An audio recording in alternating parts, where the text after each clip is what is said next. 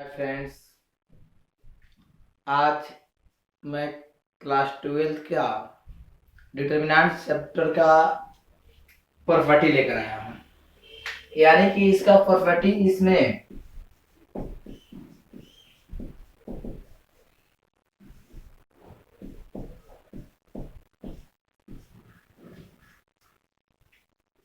Property जो है सारणिक का, यानी सारणिक का प्रॉपर्टी यानी सारणिक का गुण जो है उस चीज को हम लोग को समझना है कि इसका गुण क्या है। यानी कि जैसे हम लोगों ने पिछले वीडियो में स्टेप 1 का जो वीडियो है उसमें हम लोगों ने देखा है कि उसमें हम लोग सारणी कहाँ से आया, कैसे आया, किस तरह से हुआ, कैसे सारणी का निर्माण हुआ, कैसे हम लोग सॉल्व करते, इस चीज को जाने थे। अब हम लोग कुछ इसमें ऐसे शॉर्टली बात जानेंगे जिसमें क्या होता है कि सारणी को सवाल को देख के ही आंसर बताना संभव हो जाता है। तो उस तरह से कुछ प्रॉपर्टी बनते हैं, उस प्रॉपर्टी को हम लोग बताएंगे इसमें। इसके बाद जब हम इसके आगे वाले वीडियो बनाएंगे तो उसमें इससे बेहतर प्रॉपर्टी बताने का प्रयास करेंगे। अभी इसमें हम लोग प्रॉपर्टी की शुरुआत करते हैं। तो चलिए आज हम शुरू करते हैं प्रॉपर्टी, यानी सारणी के प्रॉपर्टी यानी सारणी के गुण क्या है। यानी इसमें देखिए एक पहला प्रॉपर्टी हम आपको बता रहे हैं कि यदि किसी सारणी के पंक्ति या स्तंभ को आपस में बदल दिया जाए, सारणी के पंक्ति को स्तंभ में बदलने से सारणी के मान में कोई परिवर्तन नहीं होता है। यानी इस चीज को हम लोग को इसमें सीखना है कि सारणी के पंक्तियों को संगत स्तंभों में बदलने पर सारणी का मान नहीं बदलता है। किसी सारणी के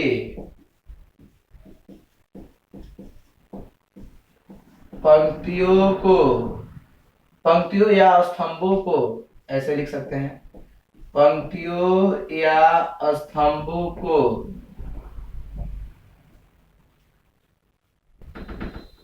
संगत पंक्तियों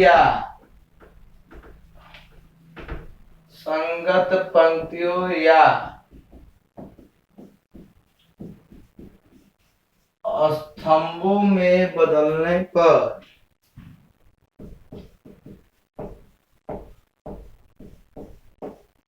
सारणी के पंक्तियों या स्तंभों को संगत पंक्तियों या स्तंभों में बदलने पर सारणी का मान नहीं बदलता है।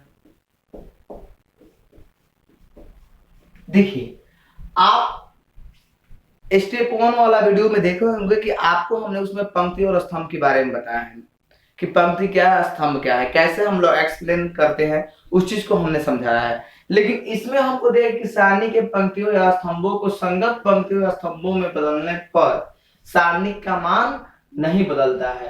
तब इसको हम लोग एक एग्जाम्पल के जरिए समझेंगे, एक सवाल के जरिए समझेंगे, तब पूरा समझ में आएगा। तो देखिए हम एक सवाल देते हैं आपको यहाँ पे। अगर हम एक सवाल देते डेल्टा इक्वल टू -2 5 4 3 -1 2 1 2 3, एक सवाल हुआ। इसमें देखिए जितना पंक्ति उतना ही स्तंभ है, यानी रो और कॉलम की संख्या आपस में समान है। अब इस चीज को हम एक्सप्लेन करेंगे, तो यहाँ पे एक्सपेंडिंग लिखेंगे। पहले हम ऐसे सब करके देख लेते हैं, उसके बाद हम लोग पंक्ति या स्तंभ को संगत पंक्ति या स्तंभ में बदल के देखेंगे। तो चलिए देखते हैं, हम लिखेंगे एक्सपेंडिंग अलोंग R1। तो एक्सपेंडिंग अलोंग R1, अब इसको एक्सपेंड करेंगे। तो देखिए डेल्टा -2, और इस रो को हम लोग रो से विस्तार किए तो रो को ढकेंगे और रो के सामने वाला जो कॉलम होगा उसको ढक लेंगे। तो इसके सामने -2 के सामने है, इसको ढक लिया। तो क्या बचा दी -1 2 2 और 3। फिर क्या है, माइनस यहाँ पर चिन्ह होता है, यहाँ प्लस यहाँ माइनस, तो प्लस होता है लेकिन यहाँ पर माइनस चिन्ह है इसलिए माइनस लिखे हैं हम।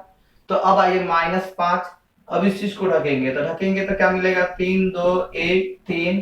फिर आइए +4 प्लस माइनस प्लस, इसको ढकेंगे तो क्या मिलेगा 3 -1 1 2। चलिए इसको देखेंगे -2 -3 -2 दूना 4 -5 -3 तरीके 9 -2 4 3 दूनी 6, और माइनस मिलकर क्या हो जाएगा प्लस। -2 -7 -5, यहाँ पे 7 + 4 6 और 1 हो गया 7। अब इसको गुना करेंगे तो माइनस माइनस क्या हो जाएगा प्लस, 7 दूना 14, 7 पचे 35, 7 चौक 28।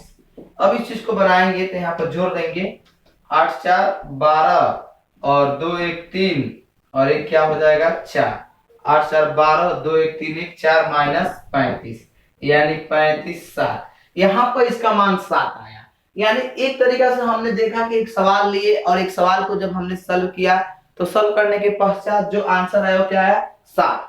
अब इसी सवाल को कन्वर्ट करके देखेंगे, प्रॉपर्टी के हिसाब से देखेंगे। यानी प्रॉपर्टी आपको क्या बोला था, प्रॉपर्टी बोला था कि पंक्तियों या स्तंभों को संगत पंक्ति स्तंभों में बदलने पर। तो चलिए अब यहां लिखते हैं हम पंक्तियों को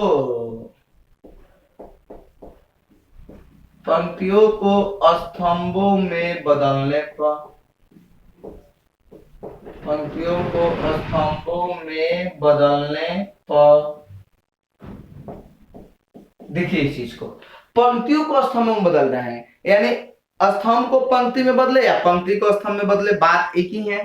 तो अब जब इसको हम चेंज करेंगे तो अब इस सवाल को आप ध्यान से देखिएगा, यहाँ -2 5 4 है तो अब इसको कन्वर्ट करेंगे तो -2 5 4, क्योंकि पंक्ति को किस में बदल रहा है स्तंभ में, तो पंक्ति को स्तंभ में। अब आइए 3 1 -2 तो 3 -1 2, देखिए पंक्ति है 3 -1 2 और यहाँ पर क्या हो गया आपका स्तंभ हो गया।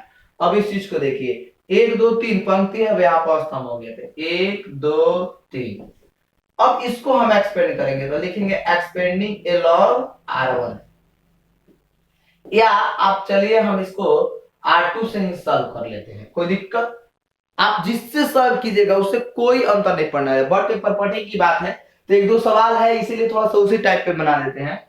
चलिए इसको R1 से ही हम बना देते हैं, उसके बाद आप जिससे बोलेगा उससे हम बना देंगे। तो यहाँ पाइए डेल्टा -2, यहाँ पर ऐसे -1 2 2 3, ये बात आप समझ गए होंगे। यानी कि जिससे विस्तार किए उस पंक्ति को बार बार और उस पंक्ति के सामने जो स्तंभ आएंगे उसको भी ढकेंगे हम लोग। तो यहाँ पे हमने इसको ढक लिया, फिर चलिए +-3, फिर इसको हमने ढक लिया 5 2 4 3, फिर आइए +-+1 5 -1 4 2, ठीक। अब आइए इसको सॉल्व करते हैं, -2 -3 -2 दूनी 4 3 5 3 15 -4 दूनी 8 1 5 दूनी 10 +4, प्लस कैसे हुआ माइनस माइनस गुना हो गया प्लस। अब इस चीज को जब हम सॉल्व करेंगे तो -2 गुने -7 3 यानी 7 और +1 और ये हो गया 14, +14 -7 3 के 21 +14, तो 14 14 कितना हो गया 28 -21 यानी आ गया 7। अब आप इस चीज को देख सकते हैं, देखिए ध्यान से यहाँ पे, यानी एक बार इस सवाल को हमने सॉल्व किया तो 7 और इसी सवाल को पंक्ति को स्तंभ में बदल के सॉल्व किया तो 7, यानी प्रॉपर्टी बिल्कुल करेक्ट हो रहा है। आप इस चीज को देख रहे हैं, यानी प्रॉपर्टी क्या कर रहा है कि सारणी के पंक्तियों या स्तंभों को संगत पंक्तियों और स्तंभों में बदलने पर सारणी का मान नहीं बदलता है। यानी पंक्ति को संगत पंक्ति और स्तंभ में बदल दिए तो यानी यहाँ पर भी 7 आया, और जब इस सवाल को पंक्तियों को संगत स्तंभों में बदले तो यहाँ पर भी क्या आया 7 आया। यानी इस तरह से हमने आपको पहला प्रॉपर्टी पढ़ाया। यानी अब आप इस चीज को वीडियो रोक के आसानी से अपने कॉपी में लिख सकते हैं, समझ सकते हैं। आपके पास बहुत समय है तो आप ऐसे समझिएगा ना, तो पूरा इसके बाद जो होगा उसके बाद प्रॉपर्टी के बाद जब हम एक्सरसाइज बताएंगे ना उसमें आपको बहुत हेल्प मिलेगा प्रॉपर्टी से, इसलिए आप जरूर इस चीज को समझने का प्रयास कीजिए। तो चलिए हमने आपको इसमें पहला प्रॉपर्टी बताया। अब जो है देखिए, किसी सारणी का मान शून्य होता है यदि इसके दो पंक्ति और दो स्तंभ के सदस्य समान हो। यानी दो पंक्ति और दो स्तंभ के सदस्य समान हो तो इस सारणी का मान शून्य होता है। जैसे आप देख सकते हैं इस चीज को, यानी ACD पहला पंक्ति है, BEF दूसरा पंक्ति है और BEF तीसरा पंक्ति है। यानी दूसरा और तीसरा दोनों पंक्ति के मान क्या है आपस में समान है, तो इस सारणी के मान क्या होना चाहिए शून्य होना चाहिए। तो इस चीज को हमें सॉल्व करना है। तो किसी सारणी का मान शून्य होता है जिसके दो पंक्ति दो स्तंभ के सदस्य समान हो। तो हम डायरेक्ट अगर बराबर जीरो लिखेंगे तो आपको यहाँ पे विश्वास नहीं होगा कि सर जीरो कैसे हो गया। तो इसके लिए हम जरूर इसको सॉल्व करेंगे। तो चलिए हम सॉल्व करते हैं, एक्सपेंड करते हैं। आप चलिए हम इसको R2 से एक्सपेंड करते हैं। ठीक है, expanding along R1 R2, expanding along R2। देखिए जब एक्सपेंडिंग करेंगे तो R2 से, तो R2 यहाँ पर चिन्ह होता है माइनस, तो माइनस बी। अब आइए इसको ढकेंगे, दूसरा रो को ढके और पहला कॉलम, तो क्या बचेगा सी डी ई एफ, फिर माइनस और यहाँ पर प्लस ई। अब प्लस ई आया, अब यहाँ पर जब हम ढकेंगे तो दूसरा पंक्ति और इसको ढकेंगे तो क्या बचेगा ए डी बी एफ। फिर आइए माइनस प्लस माइनस, यहाँ पर हम एफ ले लेंगे। जब हम एफ लेंगे तो यहाँ पर इसको ढकेंगे और इसको, तो क्या बचा ए सी बी ई। इसके बाद माइनस बी गुना करेंगे तो C F minus B E plus E A F minus B D minus F A E minus B C. देखिए अब इससे गुना कर देते हैं क्योंकि इसमें घटने वाला तो राशि है नहीं, तो इससे डायरेक्ट गुना कर देते हैं। तो गुना करेंगे तो minus B c F minus minus plus, और ये आ जाएगा b d e plus E A F minus e b D minus F A e plus b c f. अब आप इस चीज को देखिए, minus B c f plus b c f cancel, plus b d e minus B d e cut गया, e f f e f, यानी इसका मान क्या आ गया जीरो। यानी इस तरह से हमने दूसरा प्रॉपर्टी में देखा कि यदि किसी सारणी का मान शून्य होता है, जिसके दो पंक्ति या दो स्तंभ के सदस्य आपस में समान हो तो उस सारणी के मान शून्य होता है। तो इस तरह से हम लोग को दो प्रॉपर्टी हम लोग समझ लिए। अब इसके आगे की प्रॉपर्टी है, किसी सारणी का मान शून्य होता है यदि उसके पंक्ति या स्तंभ के सभी सदस्य शून्य हो। देखिए यहाँ पे हमने एक सवाल लिया है 3/3 ऑर्डर का, यानी 3/3 जिसमें पंक्ति और स्तंभ की संख्या समान हो। अब इस चीज को बताने के लिए हमने यहाँ पर देखिए ध्यान से, आप स्तंभ को हमने शून्य कर दिया, यानी तीसरा स्तंभ जो है इसमें प्रत्येक सदस्य क्या है शून्य है। तो एग्जैक्ट है कि इस सारणी का मान आएगा शून्य, बट अगर हम ऐसे शून्य लिख देंगे तो आपको बहुत प्रॉब्लम हो जाएगी कि सर जी आप ऐसे कैसे लिख दिए। तो चलिए हम इसको सॉल्व करके देखते हैं। तो हम इसको सॉल्व करते हैं R3 से। तो देखेंगे यहाँ पर एक्सपेंडिंग along R3, यानी आप किसी से भी सॉल्व कीजिएगा आंसर आपका एग्जैक्ट आएगा। तो R3 से जब एक्सपेंड करेंगे तो यहाँ पर लिखेंगे delta equal two plus F.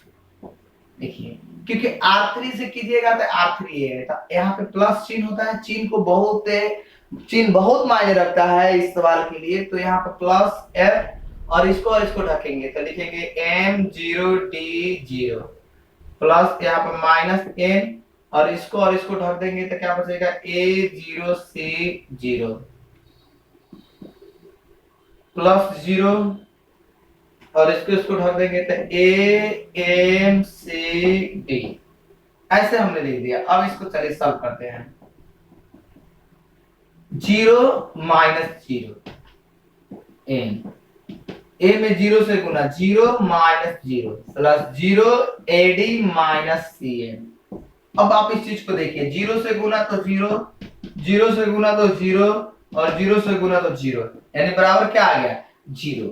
आप इस चीज को देख रहे हैं, यानी हमने जैसे ही सवाल को सॉल्व करने का प्रयास किया, इसमें आप देख सकते हैं कि जब हम इस तीसरा स्तंभ में हमने देखा कि 0 0 0, तो यदि किसी सारणी के पंक्ति या स्तंभ के प्रत्येक सदस्य शून्य हो तो सारणी का मान शून्य होता है, ये चीज बता रहा है। अगर मान लीजिए इसी तरह से हम सवाल दे दें आपको 0 0 0 2 माइनस 3 5 4 2, तो इसका भी मान किसके बराबर आ जाएगा 0 के बराबर आ जाएगा, क्योंकि इसमें पहला पंक्ति के सदस्य क्या है शून्य है, तो पहला पंक्ति के सदस्य शून्य है तो सारणी का मान शून्य होगा।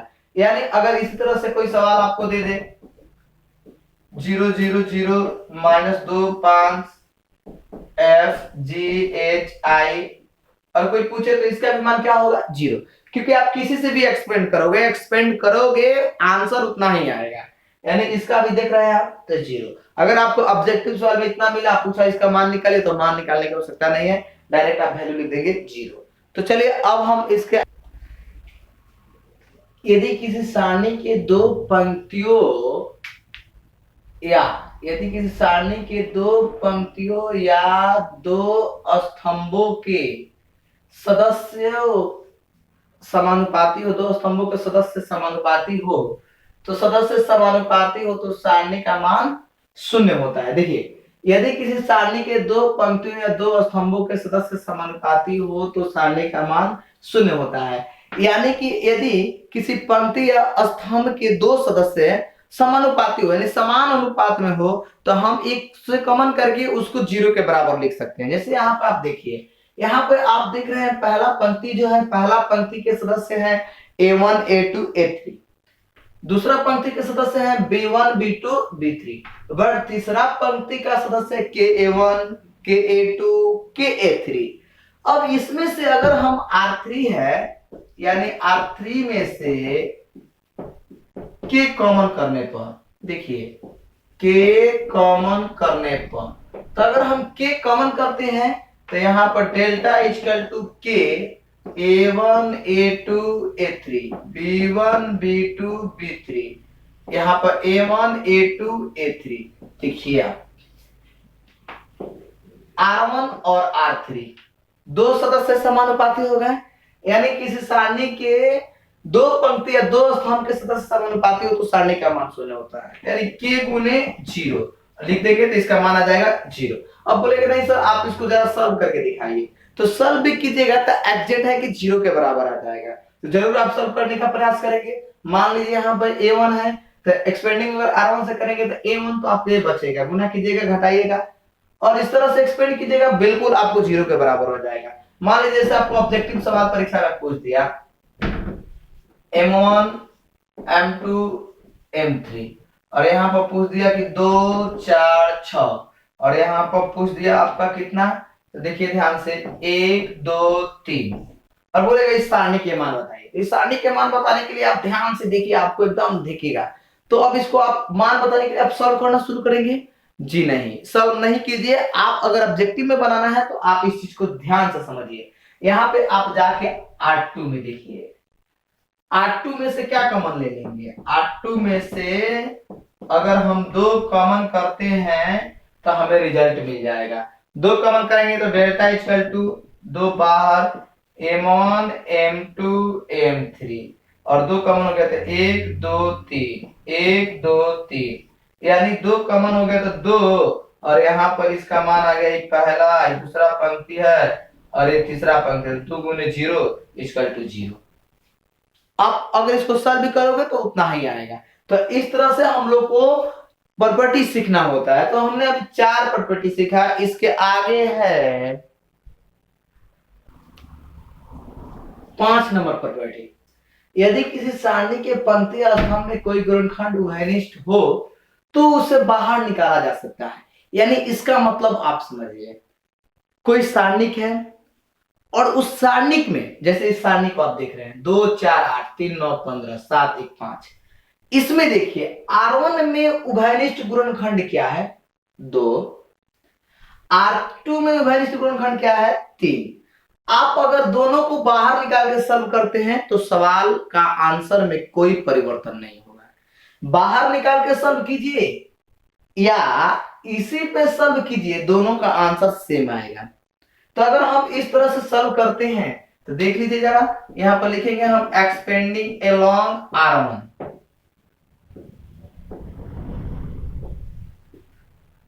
R1 से अगर हम एक्सपेंड या R2 से करेंगे तो कोई दिक्कत नहीं होगी। तो डेल्टा इक्वल टू हमें +2 बाहर मिला, तो अब यहां से ढकेंगे तो बचेगा 9 15 1 5 -4, ऐसे ढकेंगे तो क्या बचा? 3 15 7 5 +8, फिर ढकेंगे ऐसे तो 3 9 7 1। अब चलिए इस चीज को जब हमारा 2 9 5 45 -15 4 5 15 15 7 105 +8 3 -63, अब इस चीज को हम सॉल्व करते हैं। यहाँ पर 2 और 45 से 15 गया तो क्या बचा जी 30 -4 और ये बच जाएगा आपका 90 माइनस में 90 हो गया।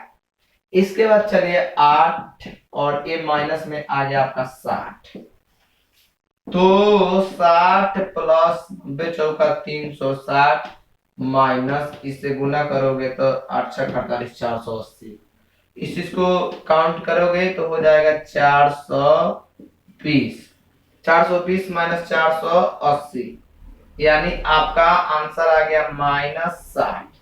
यानी आप ऐसे सॉल्व किए तो क्या मिला आपको -60 मिला। अब इस चीज को जो है अब यहां से हम कॉमन करके देखते हैं प्रॉपर्टी के हिसाब से। तो देखिए प्रॉपर्टी यानी R1 में से 2 कॉमन करने पर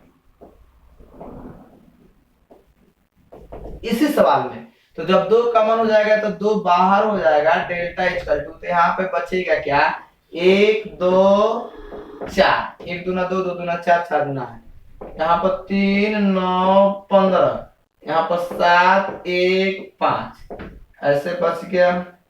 अब इस चीज को हम कैलकुलेट करते हैं तो आप जिससे इच्छा आपको आप उससे इसको एक्सप्लेन कीजिए। तो चलिए हम एक्सप्लेन करते हैं, लिख देते हैं एक्सपेंडिंग अलोंग R1। तो अगर एक्सपेंडिंग अलोंग R1 कर दिए तो यहाँ पर 2 तो बाहर है पहले से ही।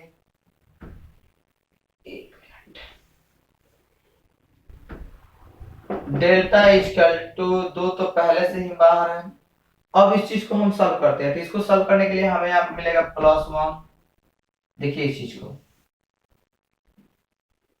हम ऐसे घेर देते हैं ताकि आप अच्छा से समझ पाए।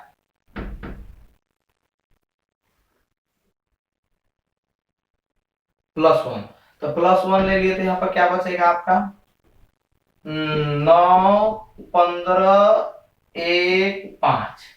फिर यहाँ पे देखिए जब हम यहाँ पे ले लेंगे क्या आपका -2 तो आपका क्या बच जाएगा -2 ले लिए तो क्या बचेगा 3 15 7 5। इस चीज को समझिए। फिर हम यहाँ पे क्या ले लेंगे +4 जब +4 ले लिए तो क्या बचेगा 3 9 7 1। अब आइए यहाँ पे आप देख सकते हैं इस चीज को डेल्टा इक्वल टू 2 +1 इसको 9 बचे 45 -15 45 -15 एकम 15। फिर आइए -2 इस चीज को समझिए 2 तो 5 से 15 -15 सत्ते 105 +4 और इसको देखिए 3 -60 3 -60 यहाँ पे 60 है। इस चीज को आप समझिए 3 -60 है। अब इस चीज को जब हम यहाँ पे लिखेंगे तो डेल्टा इक्वल टू 2 +1 30 2 ये आ जाएगा माइनस में 90 ये आपका क्या आ गया माइनस में 90 तो माइनस में मिलकर प्लस हो जाएगा यहाँ पर 4 और ये आ गया माइनस में 60। चलिए 2 30 प्लस 180 90 दूना 180 -240। अब आप इस चीज को देखिए 30 और 180 जोड़ेंगे तो कितना हो जाएगा 2 और ये हो गया 200 कितना 10 अब -240। अब आप इस चीज को समझ सकते हैं 240 हुआ। अब अगर हम यहां से कैलकुलेट करके देखिए थोड़ा सा मिस हो रहा है। आप 2 और यहाँ पे -30 गुना करेंगे तो क्या आ जाएगा -60। आप देख सकते हैं इस चीज को यानी यहाँ पे -60 और यहाँ पे भी -60 यानी इस तरह से आप इसको बनाए और इसके बाद आप प्रॉपर्टी लगा के बनाए तो दोनों के आंसर में कोई परिवर्तन नहीं होगा। तो हम लोग यहाँ तक 5 प्रॉपर्टी हम लोग समझ गए हैं। तो अब इसके आगे हम देख रहे हैं देखिए तो ये आपका स्टेप 2 का हमने इसमें आपको प्रॉपर्टी बताया यानी कि बहुत सारे प्रॉपर्टी अभी बाकी है। तो हम जब स्टेप 3 वीडियो डिटरमिनेंट का डालेंगे ना तो उसमें आपको और सब जो बाकी प्रॉपर्टी रह जाता है उनको हम उसमें आपको समझाने का प्रयास करेंगे। तो अभी के लिए धन्यवाद, फिर मिलेंगे हम आपको अगले वीडियो में।